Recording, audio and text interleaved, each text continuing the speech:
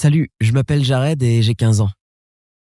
Tu sais ce qu'on ressent quand on se regarde dans le miroir et qu'on ne se voit pas exactement de la même manière? Tu t'es déjà senti rejeté au point de vouloir oublier qui tu es et faire semblant d'être quelqu'un d'autre? Non, on ne m'a jamais embêté à l'école ou maltraité de quelque façon que ce soit. Le fait est que je ne suis rien, qu'il n'y a absolument rien de spécial en moi. À l'école, j'étais l'ami invisible de tout le monde, facilement oublié quand on n'en avait pas besoin.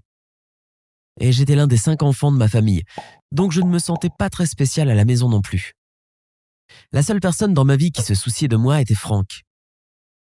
C'était mon ami depuis tout petit. Il avait beaucoup de charisme et a toujours été au centre de l'attention. Je l'admirais et le vénérais, et je n'ai jamais compris pourquoi ce genre de personne pouvait même être intéressé à avoir un ami aussi ennuyeux et basique que moi. On allait dans différentes écoles, mais on traînait beaucoup ensemble après les cours. Il me parlait de son groupe de musique et de ses nombreuses petites amies et fêtes. Et je l'écoutais toujours la bouche grande ouverte, et j'essayais de cacher la douleur de ne pas pouvoir avoir une infime partie de ce qu'il avait.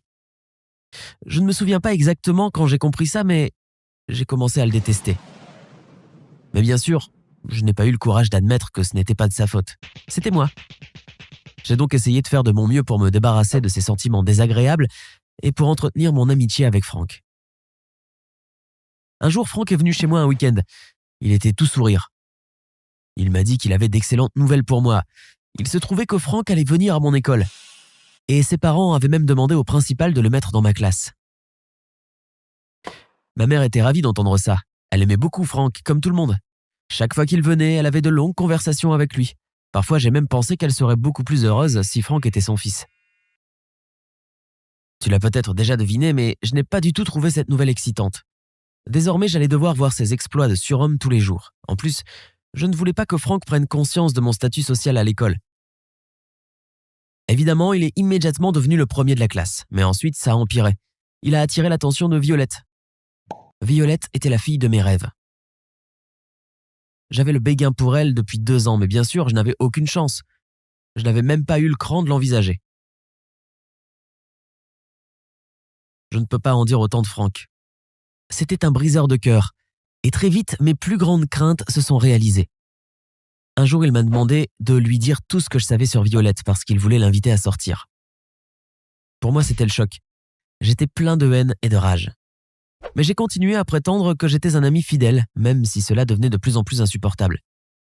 Comme j'étais amoureux de Violette depuis assez longtemps, j'en savais plus sur elle qu'il ne pouvait l'imaginer.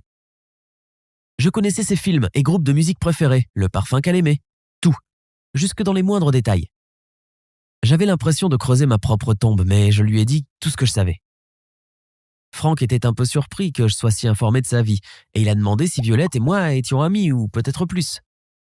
Je me suis figé une seconde, mais je me suis forcé à dire qu'il n'avait vraiment rien à craindre. Je me demandais où tout ça allait nous mener.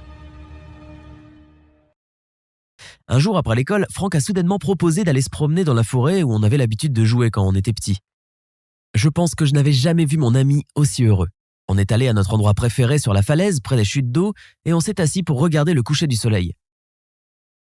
Et puis, Franck a dit « Je crois que je suis amoureux d'elle. Et je suis sûr qu'elle est amoureuse de moi. Merci pour ton aide, Jared. » Mon cœur s'est brisé. Comment ça avait pu arriver si vite? J'essayais d'attirer l'attention de cette fille depuis des années et en un clin d'œil, elle était tombée amoureuse de Franck dès qu'il était arrivé. Et en plus, pas sans mon aide. C'était trop pour moi. Je me suis levé et je suis parti en courant. J'étais submergé de rage. Franck possédait maintenant tout ce qui m'était cher dans ce monde. Je n'avais plus aucune raison de rêver. J'aurais aimé qu'il disparaisse pour toujours. Je sautais d'un rocher à l'autre et je n'avais pas remarqué que j'étais trop près de la cascade. Un faux mouvement et je pouvais tomber. J'ai regardé en arrière et j'ai vu le visage effrayé de Franck. Il courait après moi et criait mon nom. Je l'ai entendu crier « Ne bouge pas, je vais t'aider !» Soudain, Franck a glissé sur la roche et est tombé de la falaise. Je l'ai regardé tomber la tête la première, mais il a réussi à attraper quelque chose. Il a commencé à crier à l'aide. « S'il te plaît, Jared, aide-moi !» J'étais là tétanisé, mais ensuite j'ai repris mes esprits. Qu'est-ce que je fais? Mon ami est sur le point de mourir et je ne fais rien. Je me suis précipité vers Franck et j'ai essayé de lui donner ma main, mais il n'a pas pu l'attraper et est tombé. J'étais abasourdi. Je l'ai appelé des millions de fois, mais il ne répondait pas. J'ai éclaté en sanglots. Comment une personne aussi jalouse et indigne que moi peut-elle exister? J'ai tué mon meilleur ami. Mon seul ami. Bien qu'il y ait peu de chances que Franck ait réussi à survivre, je me suis précipité en ville pour chercher de l'aide. J'étais en état de choc quand les secouristes l'ont trouvé. Il était pâle et couvert de bleu et d'égratignures. Mais un miracle s'est produit, il était encore en vie. Je pleurais de joie, mais bien sûr, ce n'était pas fini. Franck s'est cassé la colonne vertébrale. Il a subi 5 interventions chirurgicales qui n'ont toujours pas changé la terrible réalité. Il ne pourra plus jamais marcher. J'allais à l'hôpital tous les jours, mais je n'avais pas le cœur à ouvrir la porte de sa chambre. Ses parents et ses amis venaient aussi lui rendre visite et m'ont bombardé de questions. Et je n'ai pas eu le courage de leur dire la vérité. Qu'est-ce que j'allais dire? Je n'arrivais pas à me décider à dire quoi que ce soit et j'ai fini par marmonner des absurdités. La peur m'a paralysé quand j'ai pensé à ce que j'allais devoir dire à Violette une fois qu'elle allait apprendre ce qui était arrivé à Franck. Comment j'allais pouvoir la regarder dans les yeux? Le jour est venu où elle est enfin passée le voir. Elle était en larmes. Avant d'entrer dans la chambre, elle m'a regardé et m'a demandé comment Franck se sentait. Je pense que c'était la première fois qu'elle me remarquait. La première fois qu'elle me posait une question. C'était dommage d'y penser vu les circonstances, mais je n'y pouvais rien. J'ai regardé Violette et j'ai senti des larmes couler sur mes joues. J'ai tout avoué. Mon amour pour elle, ma jalousie et combien j'enviais Franck.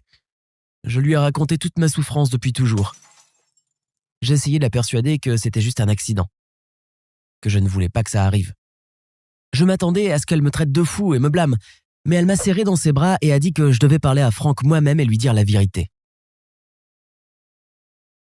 Finalement, j'ai pris mon courage à deux mains et je suis entré dans la chambre de Franck. Il était plâtré de partout, mais il était vraiment content de me voir. Il m'a remercié de l'avoir sauvé des millions de fois. Je n'en croyais pas mes oreilles. Le sauver? En réalité, je l'avais presque tué. Mais alors, il m'a regardé très sérieusement et m'a demandé « Qu'est-ce qui s'est passé, Jared? Qu'est-ce qui te tracassait tant? Pourquoi tu t'es enfui ?» J'ai pris une grande inspiration et j'ai commencé à faire mes aveux. Quand j'ai fini, Franck m'a souri et m'a dit « Je suis heureux que tu aies enfin dit ce que tu penses vraiment. » Il a aussi dit qu'il n'oserait jamais draguer la fille qui plaisait à son meilleur ami et qu'il n'arriverait pas à croire que je ne lui ai rien dit. Je me suis jamais senti aussi mal de toute ma vie. Mais je dois admettre que j'ai finalement poussé un petit soupir de soulagement à ce moment-là. Je me suis senti vivant et utile pour la première fois de ma vie. Mais c'était agréable et terrible à la fois. Je ne me suis jamais senti aussi mal de ma vie. Le mensonge et la jalousie sont les choses les plus horribles et les plus destructrices au monde. Elles détruisent la vie des gens de façon irréversible. Ma jalousie a ruiné la vie de mon meilleur ami et celle de la fille que j'aimais. Ça a détruit ma vie aussi. Je ne pense pas que je pourrais me pardonner pour ce que j'ai fait, bien que Franck et Violette m'aient pardonné tous les deux. Je ne pensais pas que quelqu'un pouvait être aussi généreux. Ils m'avaient tous les deux promis qu'ils ne partageraient jamais ce sombre secret avec qui que ce soit et qu'ils ne diraient pas à mes parents, ou à ceux de Franck, ce qui s'était vraiment passé. Même si Franck va être prisonnier d'un fauteuil roulant pour toujours, il ne semble pas avoir perdu son optimisme et sa joie de vivre. Il est déterminé à terminer ses études et à aller à l'université après. Il a toujours aimé jouer au basketball et il a même joué dans l'équipe de l'école, mais comme il n'a plus la possibilité de le faire, il a décidé de jouer au basketball en fauteuil roulant. Violette ne semble pas du tout effrayée par la situation. Elle est d'un grand soutien pour Franck et l'encourage dans tout ce qu'il fait. Tous les week-ends, Violette et moi l'emmenons au parc et on s'amuse beaucoup ensemble. Je pense qu'ils se sont vraiment trouvés l'un et l'autre. J'espère vraiment qu'ils se marieront un jour. Quant à moi, cet incident m'a aidé à repenser mes priorités et à reconsidérer ma vision du monde. Franck est toujours un modèle absolu pour moi. Sa volonté d'aller de l'avant et son amour de la vie me fascinent et m'inspirent. Tu as déjà envié ou menti à quelqu'un? Est-ce que ça a causé des problèmes? J'aimerais beaucoup savoir ce que tu penses de mon histoire. Tu peux me donner ton avis dans les commentaires si tu veux. Mais ne sois pas trop dur, j'ai eu assez de punitions pour le reste de ma vie.